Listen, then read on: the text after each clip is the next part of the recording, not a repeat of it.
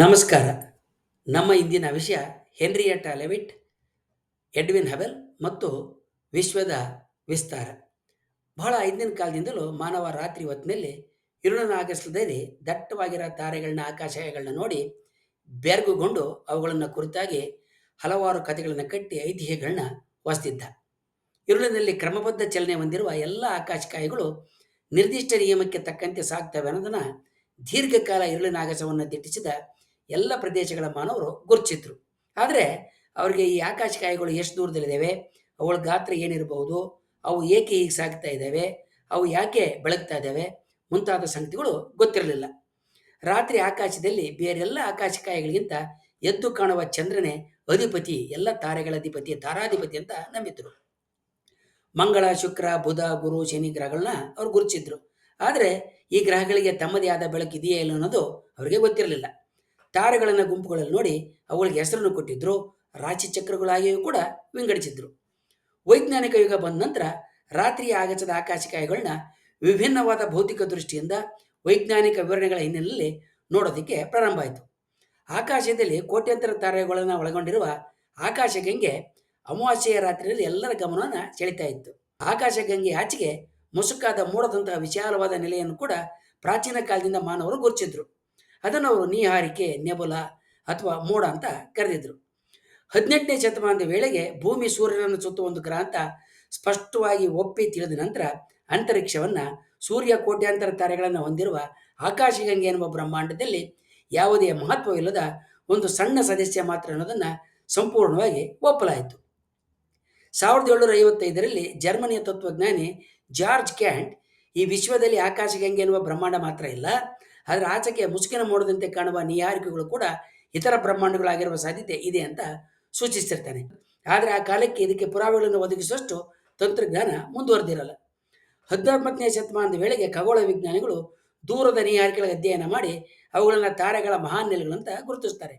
ಆದ್ದರಿಂದ ನಿಹಾರಿಕೆಗಳು ಸೂರ್ಯನ ಆಚೆಗಿರುವ ಸಾಕಷ್ಟು ಸಮೀಪದ ಅನಿಲದ ರಾಶಿ ಅಥವಾ ಬಹುದೂರದಲ್ಲಿರುವ ಕೋಟ್ಯಂತರ ತಾರೆಗಳ ಇನ್ನೊಂದು ಬ್ರಹ್ಮಾಂಡ, ಇವೆರಡರಲ್ಲಿ ಒಂದಾಗಿರಬಹುದು ಅಂತ ವಿಜ್ಞಾನಿಗಳು ಊಹೆಯನ್ನು ಮಾಡಿರ್ತಾರೆ. 1917ರಲ್ಲಿ ಈ ದೂರದ ನಿಹಾರಿಕೆಗಳನ್ನ ಸ್ಪಷ್ಟವಾಗಿ ನೋಡಬಲ್ಲ 2.5 ಮೀಟರ್ ವ್ಯಾಸದ ಹೂಕರ್ ದೂರದರ್ಶಕವನ್ನು ಕ್ಯಾಲಿಫೋರ್ನಿಯಾ ರಾಜ್ಯದ ಸ್ಯಾನ್ ಗ್ಯಾಬ್ರಿಯಲ್ ಪರ್ವತ ಶ್ರೇಣಿಗಳಲ್ಲಿ ಇದ್ದ ಬೆಟ್ಟದ ಮೇಲೆ ಸ್ಥಾಪನೆ ಮಾಡಲಾಗುತ್ತೆ. ಇದನ್ನು ಮೌಂಟ್ ವಿಲ್ಸನ್ ಅಬ್ಸರ್ವೇಟರಿ ಅಂತ ಕರೆಯಲಾಗುತ್ತೆ. ಇದು ಜಗತ್ತಿನಾದ್ಯಂತ ಬಹಳ ಖ್ಯಾತವಾಗುತ್ತೆ. ಈ ದೂರದರ್ಶಕ ಸ್ಥಾಪನೆಯಾದ 7 ವರ್ಷಗಳ ನಂತರ ನ್ಯೂಯಾರ್ಕ್ ಟೈಮ್ಸ್ ಪತ್ರಿಕೆಯಲ್ಲಿ ಈ ವೀಕ್ಷಣಾಲಯದಲ್ಲಿ ಕೆಲಸ ಮಾಡ್ತಾ ಇದ್ದ ಎಡ್ವಿನ್ ಹಬಲ್ ಹೆಸರಿನ 35 ವರ್ಷದ ತರುಣ ಒಂದು ಲೇಖನವನ್ನು ಪ್ರಕಟಣೆ ಮಾಡ್ತಾನೆ. ಈ ಲೇಖನ ಅವರಿಗೆ ವಿಶ್ವದ ವಿಸ್ತಾರ ಕುರಿತಾಗಿ ಹೊಂದಿದ್ದ ಎಲ್ಲ ಪರಿಕಲ್ಪನೆಗಳನ್ನು ತೆಲ್ಲಗೆಳಗೆ ಮಾಡುತ್ತೆ. ಎಡ್ವಿನ್ ಹಬಲ್ ಅತ್ಯುತ್ತಮ ಕ್ರೀಡಾಪಟು ಹಾಗೆ ಬೌದ್ಧಿಕ ಸಾಹಸಿ ಕೂಡ ಆಗಿರ್ತಾನೆ. 1906ರಲ್ಲಿ ವಿದ್ಯಾರ್ಥಿ ವೇತನವನ್ನು ಪಡೆದು ಶಿಕಾಗೋ ವಿಶ್ವವಿದ್ಯಾಲಯದಲ್ಲಿ ನೊಬೆಲ್ ಪ್ರಶಸ್ತಿ ಪಡೆದ ರಾಬರ್ಟ್ ಮಿಲಿಕನ್ ಕೆಳಗಡೆ ಪ್ರಯೋಗಾಲಯದಲ್ಲಿ ಸಹಾಯಕನಾಗಿ ಆತ ಕೆಲಸ ಮಾಡಿರ್ತಾನೆ. ಎಡ್ವಿನ್ ಹಬೆಲ್ ಪದವಿಗಾಗಿ ಅಧ್ಯಯನ ಮಾಡ್ತಿರ್ಬೇಕಾದ್ರೆ ಗಣಿತ, ಖಗೋಳ ವಿಜ್ಞಾನ, ತತ್ವಶಾಸ್ತ್ರಗಳಲ್ಲಿ ಬಹಳ ಆಸಕ್ತಿಯನ್ನು ಹೊಂದಿರ್ತಾನೆ. ತನ್ನ ಕಾಲೇಜಿನ ಪರವಾಗಿ ಆಟೋಟಗಳಲ್ಲಿ ಬ್ಯಾಸ್ಕೆಟ್ ಬಾಲ್ನಲ್ಲಿ ಭಾಗವಹಿಸಿ ಹಲವಾರು ಬಹುಮಾನಗಳನ್ನ, ಪ್ರಶಸ್ತಿಯನ್ನು ಕೂಡ ತೆಗೆದಿರ್ತಾನೆ. 1910ರಲ್ಲಿ ಬ್ಯಾಚುಲರ್ ಆಫ್ ಸೈನ್ಸ್ ಪಡೆದ ಆತ ಶಿಕ್ಷಣವನ್ನು ಮುಂದುವರಿಸೋದಿಲ್ಲ. ಆತನ ತಾತ ಮತ್ತು ತಂದೆ ತಮ್ಮ ಕುಟುಂಬದ ಪದ್ಧತಿಯಂತೆ ಕಾನೂನು ವ್ಯಾಸಂಗ ಮಾಡಬೇಕಂತ ಆತನ ಮೇಲೆ ಒತ್ತಡವನ್ನು ಹೇರಿರ್ತಾರೆ. ಇದರ ಪರಿಣಾಮವಾಗಿ ವಿದ್ಯಾರ್ಥಿ ವೇತನ ಪಡೆದು ಎಡ್ವಿನ್ ಹಬೆಲ್ ಆಕ್ಸ್ಫರ್ಡ್ ವಿಶ್ವವಿದ್ಯಾಲಯದಲ್ಲಿ ಕಾನೂನು ಪದವಿಯನ್ನು 1913ರಲ್ಲಿ ಪಡಿತಾನೆ. ಇದರ ಜೊತೆಗೆ ಆತ ಸಾಹಿತ್ಯ ಮತ್ತು ಸ್ಪ್ಯಾನಿಷ್ ಭಾಷೆಯಲ್ಲಿ ಪರಿಣಿತಿಯನ್ನು ಗಳಿಸ್ತಾನೆ. ಹಬಲ್ ಇಂಗ್ಲೆಂಡ್ನಲ್ಲಿರಬೇಕಾದ್ರೆ ಆತ ತಂದೆ ತೀರಿಕೊಳ್ತಾನೆ.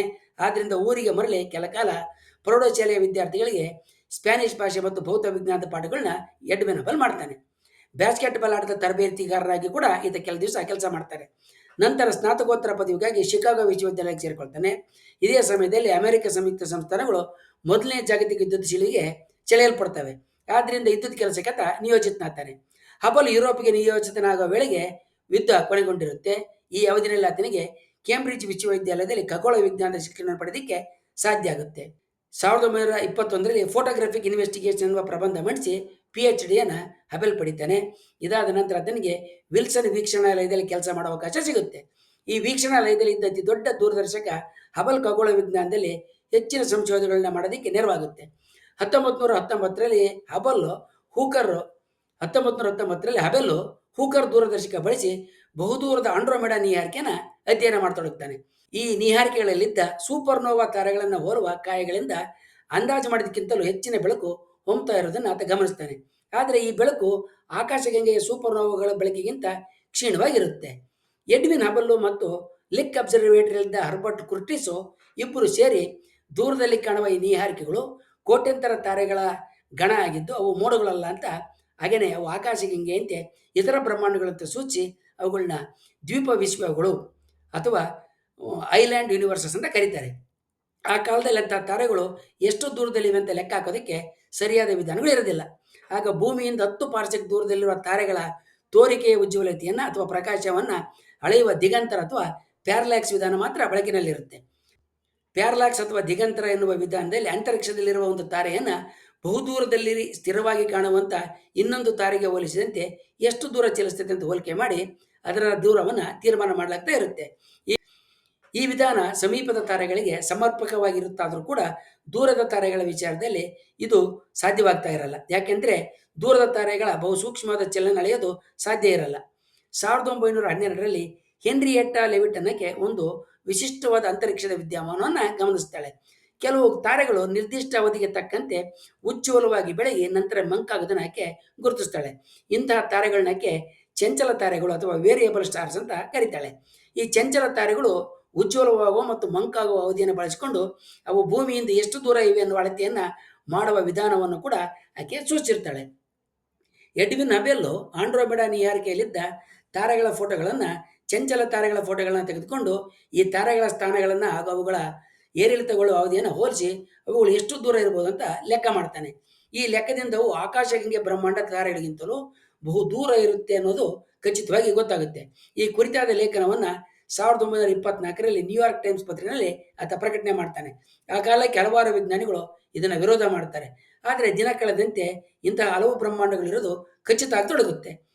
ಹಬೆಲ್ ಬ್ರಹ್ಮಾಂಡಗಳನ್ನು ಸುರುಳಿ, ಅಂಡ, ಉಂಗುರ ಅಂತಕ್ಕಂಥ 3 ಗುಂಪುಗಳಲ್ಲಿ ಗುರುತಿಸ್ತಾನೆ. ಮುಂದಿನ ದಿನಗಳಲ್ಲಿ ವಿಜ್ಞಾನಿಗಳು ಇವುಗಳಲ್ಲೂ ಕೂಡ ಉಪಗುಂಪುಗಳನ್ನ ಮಾಡ್ತಾರೆ. ಹೆನ್ರಿಯೆಟ್ಟಾ ಲೆವಿಟ್ ಗುರುತಿಸಿದ್ದ ಚಂಚಲ ತಾರೆಗಳ ನೆರವಿನಿಂದ ಹಬೆಲ್ ವಿಶ್ವ ಬಹಳ ವಿಸ್ತಾರ ಆಗಿದೆ ಅಂತಲೂ ಅದರಲ್ಲಿ 100 ಬ್ರಹ್ಮಾಂಡಗಳಿವೆ ಅಂತಲೂ ತೋರಿಸ್ತಾನೆ. ಮುಂದಿನ ದಿನಗಳಲ್ಲಿ ಹಬೆಲ್ ವಿಶ್ವಯುಕ್ತ ಇರೋದನ್ನು ಕೂಡ ಸೂಚಿಸ್ತಾನೆ. ಎಡ್ವಿನ್ ಹಬೆಲ್ ಮಾಡಿದ ಈ ಸಂಶೋಧನೆಯ ಹಿಂದೆ ಹೆನ್ರಿಯೆಟ್ಟಾ ಲೆವಿಟ್ ಎನ್ನುವ ಮಹಿಳಾ ವಿಜ್ಞಾನಿ ಕೊಟ್ಟ ಕೊಡುಗೆಯನ್ನು ನಾವು ಮರೆಯುವಂತಿಲ್ಲ. ಮುಂದಿನ ವಿಡಿಯೋಗಳಲ್ಲಿ ನಾವು ಹಿಗ್ಗುತ್ತಿರುವ ವಿಶ್ವವನ್ನು ಮತ್ತು ಹೆನ್ರಿಯೆಟ್ಟಾ ಲೆವಿಟ್ ಬಗ್ಗೆ ಇನ್ನೂ ಹೆಚ್ಚಿನ ಸಂಗತಿಗಳನ್ನು ತಿಳ್ಕೊಳ್ಳೋಣ. ವಂದನೆಗಳೊಂದಿಗೆ.